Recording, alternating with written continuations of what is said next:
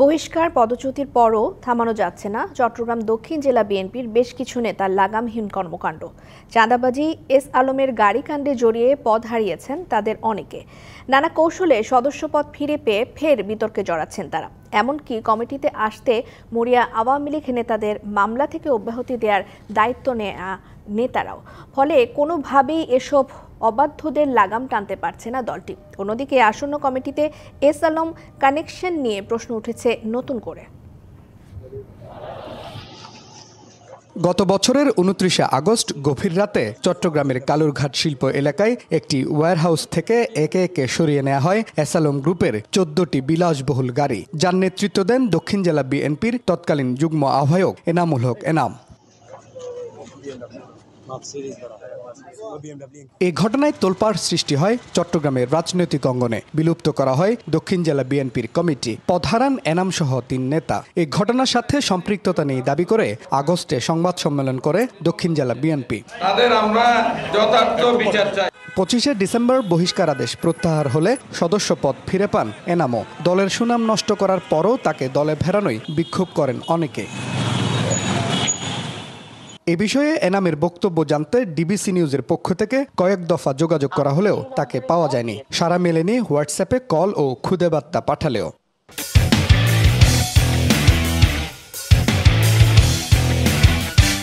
মামলা তো বলে আরো এখনো ঢুকে দিবেন নি। এই কথোপকথন পটিয়া উপজেলা বিএনপির সাবেক সদস্য সচিব খোরশেদ আলম ও পটিয়া উপজেলা শ্রমিক লীগের সভাপতি শামসুল ইসলামের। ভাইরাল হওয়া এই কল রেকর্ডে গত বছরের 5 আগস্টের পর শ্রমিক লীগ নেতা শামসুকে মামলায় আর না জড়ানোর আশ্বাস দেন বিএনপি নেতা খোরশেদ।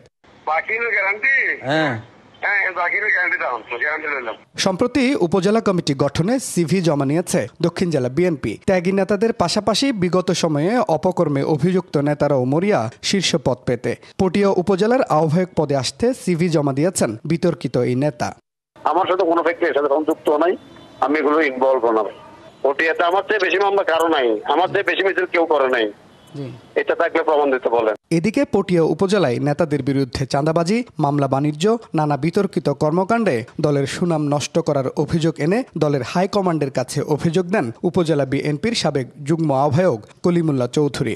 এনাম সিন্ডিকেটে সারা পটিয়াতে এখনো আপনারা বিভিন্ন মানুষ দিয়ে তদন্ত করেন, এমন কোনো মিল ফ্যাক্টরি নেই, এরা চাঁদাবাজির কাজে জড়িত নেই।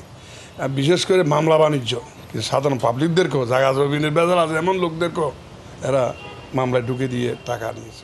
দায়িত্বশীল নেতারা বলছেন বিতর্কিত নেতাদের কারণ দর্শানোর নোটিশ দিলেও সঠিক ব্যাখ্যা দিতে ব্যর্থ অনেকেই। তার বিরুদ্ধে কারণ দর্শানোর নোটিশ ইস্যু হয়েছে, কারণ দর্শানোর নোটিশের তিনি কোনো সঠিক জবাব দেন নাই। এই যে চাঁদাবাজির কারণে আমাদের দলের সুনাম নষ্ট হচ্ছে, এটার জন্য আমরা হাইকমান্ডকে অবহিত করেছি। এমন বাস্তবতায় আগামীতে ত্যাগী, পরীক্ষিত ও পরিচ্ছন্ন ইমেজের নেতাদের দিয়ে কমিটি করার দাবি তৃণমূলের নেতাকর্মীদের। তারা সবসময় সন্ত্রাসী, চাঁদাবাজি, বিভিন্ন কাজে লিপ্ত। এদের বিরুদ্ধে যদি হাইকমান্ড, আমাদের দলীয় নেতারা যারা আছেন তারা যদি পদক্ষেপ না নেয় তাহলে তো এটা আরও বেপরোয়া হয়ে যাবে। নির্যাতিত ছিল, ওদের মাধ্যমে কমিটিটা হোক। আমাদের প্রত্যাশা হচ্ছে ক্লিন ইমেজ, যারা কোনো অপকর্মে লিপ্ত নেই। গেল 6 মে পুনর্গঠিত হয় 54 সদস্য বিশিষ্ট চট্টগ্রাম দক্ষিণ জেলা বিএনপির পূর্ণাঙ্গ আহ্বায়ক কমিটি।